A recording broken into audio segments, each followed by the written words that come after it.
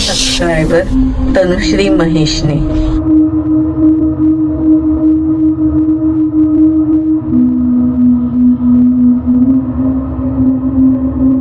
ये कहानी है एक ऐसे गांव की जहाँ की कुछ लड़कियां अजीब सी थी। अजीब इसलिए क्योंकि उनके दांत बहुत लंबे और राक्षस की तरह थे। सुना है किसी चुड़ैल के श्राप के कारण उन लड़कियों के दांत टेढ़े मेढ़े और लंबे हुए थे। सालों से इस गांव में ऊंचे ऊंचे नारियल के पेड़ थे, उस पे वो चुड़ैल रहती थी। किसी को पता नहीं था कि ये चुड़ैल कहाँ से आई थी।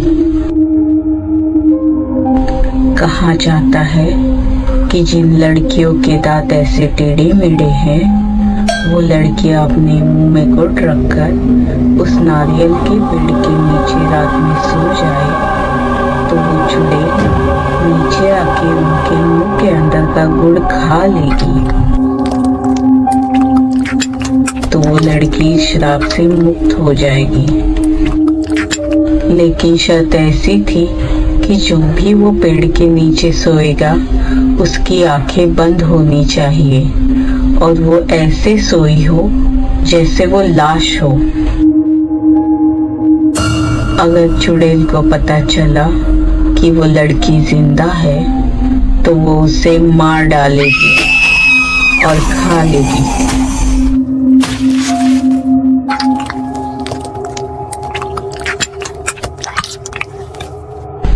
इसी गांव में एक जिया नाम की लड़की थी।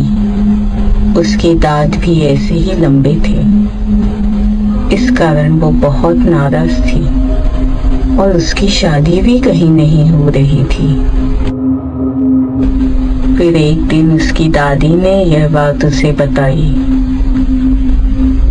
लेकिन दादी ने ये भी कहा कि कई लड़कियों ने ऐसी कोशिश की लेकिन आज तक कोई सफल नहीं हुआ और वो एक रहस्य ही बन के रह गया। लेकिन जिया ने भी ठान लिया था कि वो इस श्राप से मुक्त होगी।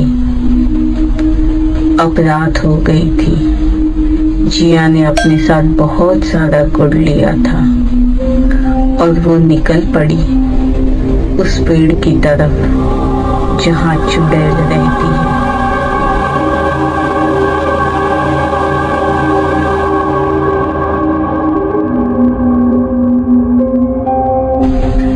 जिया ने अपनी मुंह में गुड़ भर लिया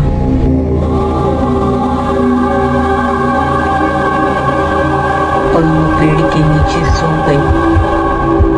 जिया को बहुत डर लग रहा था कि उसकी एक छोटी सी गलती उसकी जान ले सकती है। कुछ समय बाद उसे चुड़ैल के हंसने की आवाज आने लगी। फिर भी जिया वहां से नहीं हिली।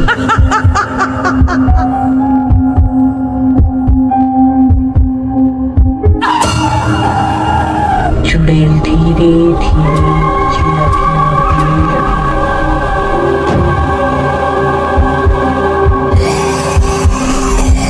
अब जिया को उसकी सांसें महसूस हो रही, फिर भी जिया चुपचाप वहां पड़ी रही।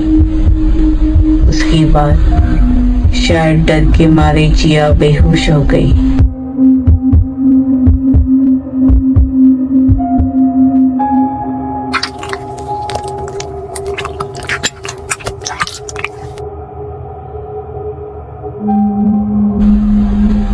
और जब उसे होश आया तो